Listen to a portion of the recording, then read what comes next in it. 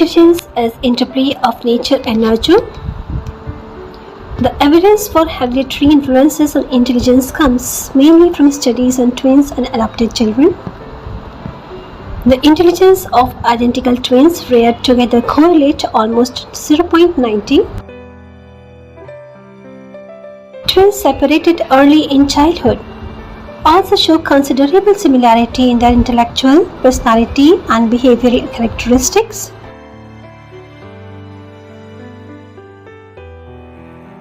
The intelligence of identical twins reared in different environments correlate 0.72. Those of fraternal twins reared together correlate almost 0.60. And those of brothers and sisters reared together correlate about 0.50.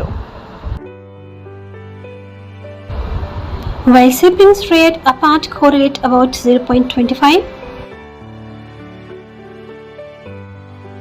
Another line of evidence comes from the studies of adopted children, which show that children's intelligence is more similar to their biological rather than adopted parents. With respect to the role of environment, studies have reported that as children grow in age, their intelligence level tends to move closer to that of their adoptive parents.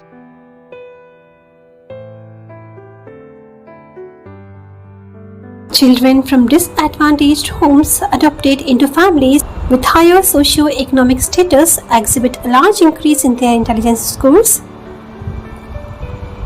There is evidence that environmental deprivation lowers intelligence, while rich nutrition, good family background, and quality schooling increases intelligence.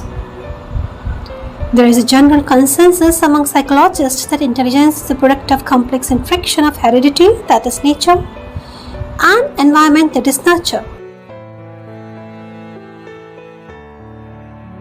Heredity can best be viewed as something that sets a range within which an individual's development is actually shaped by the support and opportunities of the environment.